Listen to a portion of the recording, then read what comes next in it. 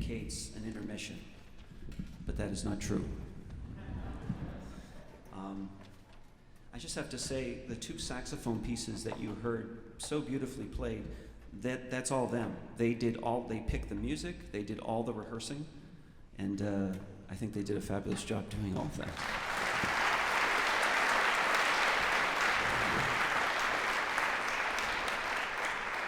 I welcome you. My name is Fred Harrison, Director of Wind and Jazz Ensembles here at MIT. And although somewhat subtle and somewhat not, what you heard, those three pieces, is actually a little bit of a tribute to John McLellan. Wow, already? I want to, before I get to that, thank a few people. Some things will be happening behind me, and so I'm going to talk while those things are happening. I hope those things are starting to happen now. Are they? That would be the cue. Start coming out now. While the full ensemble makes its way to stage, cue, I want to thank some key people who have been at the heart of our support system this entire academic year. Cuco Daglio, MIT Music and Theater Arts Multimedia Specialist. Tony, you can clap at the end. Tony DeBartolo, our recording engineer. Kalina Schloniger and her husband Isaiah, administrators for MTA. Michael Carmichael, oh boy, it's a long day and night. Michelle Carmichael, administrative officer for MTA. Larry Gallagher and his entire MIT Video Productions team that has made the dream of streaming performances possible with the support of Neil and Jane Papalardo. On May 11th, we have a unique musical event. You might see it on the back of your program. You might have seen a rather large poster out front. The Great Clarinet Summit. How many of you already have tickets to the Great Clarinet Summit? I'll say half of you for our visiting audience online. What is this concert? Are things continue? Yes, things are continuing to happen behind me. So this is, I'm not aware of any other concert quite like this that has happened. I won't go as far as to say there's never been a concert like this, but it could be the case. We have 5 major clarinet soloists, 3 of whom have been long-standing jazz icons of the clarinet for many years. Billy Novick is a Boston Jazz Institution clarinetist from Lexington, Mass. Has been doing all of the major clarinet jazz work in the Boston area for 30 years. Don Byron has been on the scene, a graduate of New England Conservatory, has been on the scene for at least 30 years, and really one of the most innovative and eclectic and soulful musicians on the music scene. Anat Cohen, Israeli-born, fantastic clarinetist, is newer to the scene and has been tearing up that scene in the world of jazz and improvisational music. So that's 3 people. That would seem to be enough, right, for a clarinet summit, but yet we have 2 incredible clarinetists on our faculty. Aran Agozi is newly on our faculty the last couple of years. Is a fantastic classical clarinetist and founder of the Radius Chamber Ensemble around town, and in his spare time he creates things like Guitar Hero, and also just newly a new Boston Symphony Orchestra program, online program note system. And of course there is Evan Ziporyn, who is one of the leading clarinet players in the world, particularly with bass clarinet, but really has his own ensembles, performs with Yo-Yo Ma, among many others, and as I say, happens to be our faculty head and chair, who's been on this faculty for 25 years. And then on the poster it says, and you. So how many of you play the clarinet out there? Raise your hand. Okay, how many of you have already signed up for the summit? How many of you don't know what I'm talking about? How many of you are fearful? So if you play the clarinet, you're thinking, I'm going to play with all these people. You just went on and on about how wonderful they are. How am I going to play with them? I've been playing for 5 years. I've been playing for 3 years. I've been playing for 45 years, and I'm in the Boston Symphony. Well, guess what? You can all play on this concert, because a fabulous musician who I will introduce a little bit later, Jamshied Sharifi, composed a piece called Ornament of the World that, in fact, will feature all 5 of these clarinetists, plus Ennio Gantola, who is part of the inspiration for the whole Clarinet Summit. He's a junior here at MIT and a fabulous improvisational clarinetist. and the MIT Wind Ensemble, and the MIT Festival Jazz Ensemble. Somehow we will all fit on this stage. And then I think we're up to 70 people signed up now. I'm dreaming of 200 clarinets. I know it sounds scary, but it's going to be beautiful. 200 clarinets will be aligned, and they will play in this piece. How does that happen? Well, oh my goodness, we're all ready. This is very exciting. Okay, I can stop the commercial for the Clarinet Summit now. And I know you wanted more, but I believe there's a very full MIT Wind Ensemble. And you might see faces that are slightly older than college students. And that's because we have 6th, 7th, and 8th graders from the Chenery Middle School here.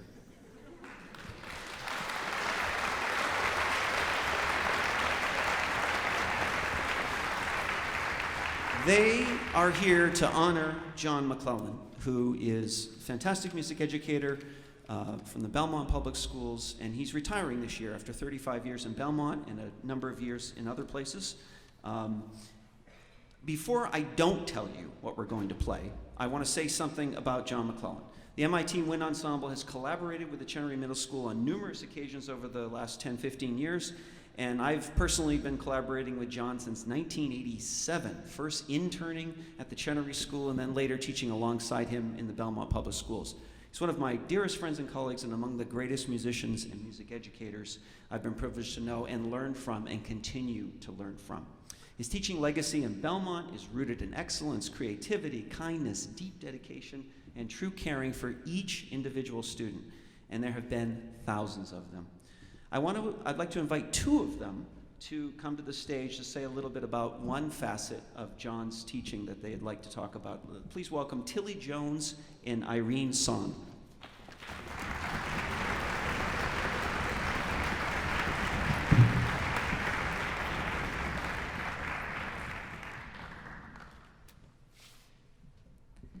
Hello, my name is Irene. This is Tilly, and we are here with the Chenery Wind Ensemble to celebrate our teacher, John McLellan, and his accomplishments over the past 35 years of teaching at the Chenery Middle School. I'm an 8th grader at Chenery, and Mr. McLellan's been my teacher for the past 5 years now. The levels, which are the reason we are here today, are a series of exercises that Mr. McLellan created in 1999 in order to challenge his students to take music to another level. In order to pass the levels, you have to record yourself playing the exercise, then submit them to Mr. McLellan or Ms. Phipps. Then they would decide whether the level is good enough to pass, or they would send it back to you so that you could try it again. Once you've passed the basic 10 levels, then Mr. McLellan writes an individualized level for you that includes skills that he feels will push you forward as a musician. In total, Mr. McLellan's written over 550 levels that are all different in some way. And Tilly and I have each passed about 110 levels. And people ask us, why do you pass so many levels? And to be really honest, we had to sit down and think about it for a second. After thinking about it for a long time, we came to the conclusion that there are really 2 main reasons. The first reason is that Mr. McLellan has helped us to learn the feeling of achievement, and Mr. McLellan's endless efforts to keep up with all of us, and it has encouraged us to keep playing music and reach for our goals. The levels are a unique way to practice our instruments, and because all the levels are different and challenging in their own way, it makes it more interesting to practice the levels. I, as a player, have improved very much, and I'm sure others here feel the same way as I do.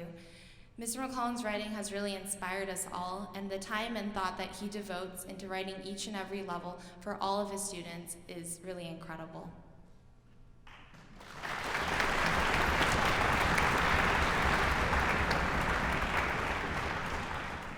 The second reason we do levels is because levels are a way that Mr. McLellan connects with his students. Mr. McLellan knows everyone. He doesn't just know their name and what instrument they play. He understands everyone's personality, and he knows how dedicated to music they are.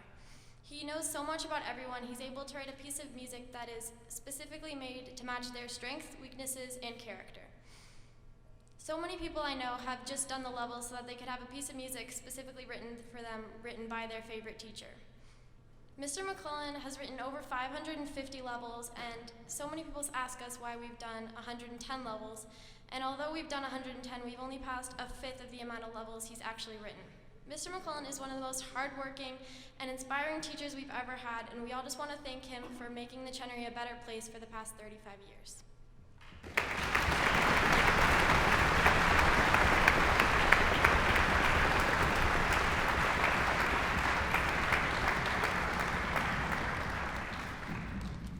So while I'm not going to tell you what we're about to play, I will tell you that the composer is John McLellan. The arranger is Kenneth Amos. The commissioning body of this three-movement work is POMS, Parents of Music Supporters, Parents of Music Students, Belmont's Community Music Support Group. And we thank them for making what you're about to hear possible. And I want to thank POMS President Kimberly Carlisle, and particularly Cindy Estes, the membership chairperson of POMS, who has been at the front lines for this whole project. Lastly, a huge thanks to Sharon Phipps, John's co-director at the Chenery School, who put enormous energy, both logistically and musically, into this whole project. I also just want to thank the Chenery 6th, 7th, and 8th graders who participated in this, 50 of them. They're amazing young people, as you will hear and you've already heard, and it was just a complete joy for me to come back home, as it were, to Belmont. Amazing young people. Please enjoy this three-movement tribute to John McLellan, arranged by Kenneth Amos and performed by the Chenery and MIT Wind Ensembles.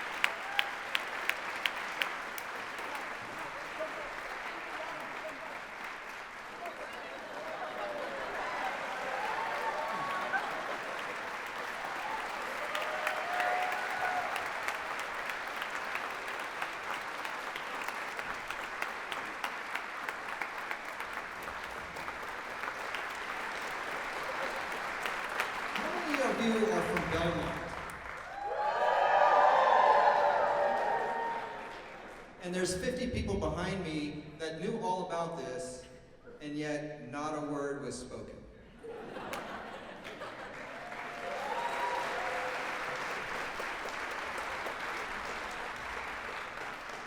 And as I recognize level 7, 8, and 9,